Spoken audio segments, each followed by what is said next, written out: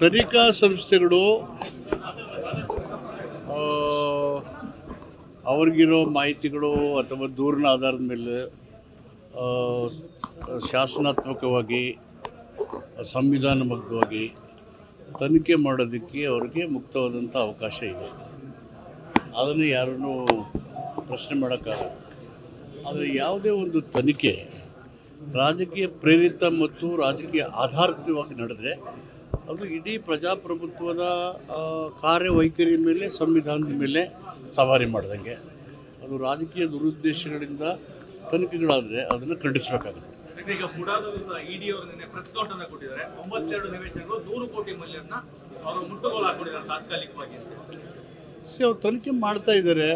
ಏನು ಸರಿ ಸರಿಲ್ಲ ತನಿಖೆಯಿಂದ ಹೊರಪಡುತ್ತೆ, ಬಂದ ಮೇಲೆ ಕಾನೂನಾತ್ಮಕವಾಗಿ ಅದು ಕ್ರಮ ತಗೋತಾರೆ. We don't come in the way. ಈಗ ಬೆಂಗಳೂರಿನ ಕಾಲ್ತುರ್ತು ಪ್ರಕರಣ ಸಂಬಂಧಪಟ್ಟಂತೆ ಬಿಜೆಪಿ ನಾಳೆ ಪ್ರತಿಭಟನೆ ಮಾಡ್ತಾ ಇದೆ. ಸಿಎಂ ಮನೆಗೆ ಮುತ್ತಿಗೆ ಹಾಕುವ ಕೆಲಸ. We at East Point Group of Institutions offer a wide range of courses that provide limitless opportunities, building skills over 2 decades.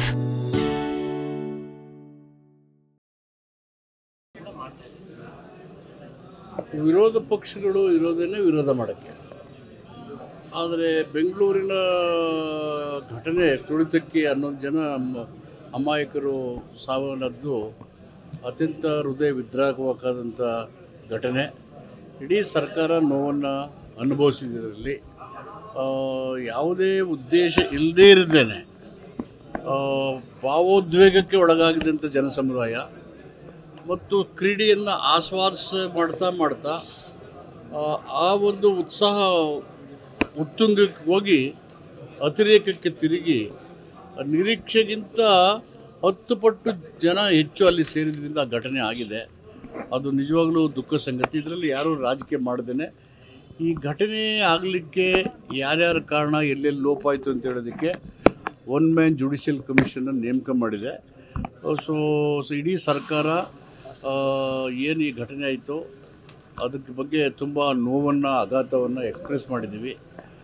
ತನಿಖೆ ವರದಿ ಬಂದ ಮೇಲೆ ಅಲ್ಲಿ ಏನು ಕಾರಣಗಳು ಅದನ್ನು ಹೊರಬಂದಾಗ ವಿಲ್ ಟೇಕ್ ಆ್ಯಕ್ಷನ್. ಪ್ರಕರಣದಲ್ಲಿ ಸಿಎಂ ಡಿಸಿಎಂ ಅವರನ್ನೇ ಆರೋಪಿಗಳನ್ನಾಗಿ ತನಿಖೆ ಮಾಡಬೇಕು ಅನ್ನೋದು ವಿರೋಧ ಪಕ್ಷದ ಒತ್ತಾಯ. ಈ ಥರ ನಾನು ಒಂದು ಘಟನೆಯನ್ನು ಇನ್ನೊಂದು ಘಟನೆಗೆ ಒಂದು ಪಕ್ಷದ ಸರ್ಕಾರದ ನಿಲುವುಗಳನ್ನು ಇನ್ನೊಂದು ಪಕ್ಷದ ಸರ್ಕಾರದ ಮೇಲೆ ಈ ಥರ ಹೋಲಿಕೆ ಮಾಡೋದಕ್ಕೆ ನನಗೆ ಇಷ್ಟ ಇಲ್ಲ.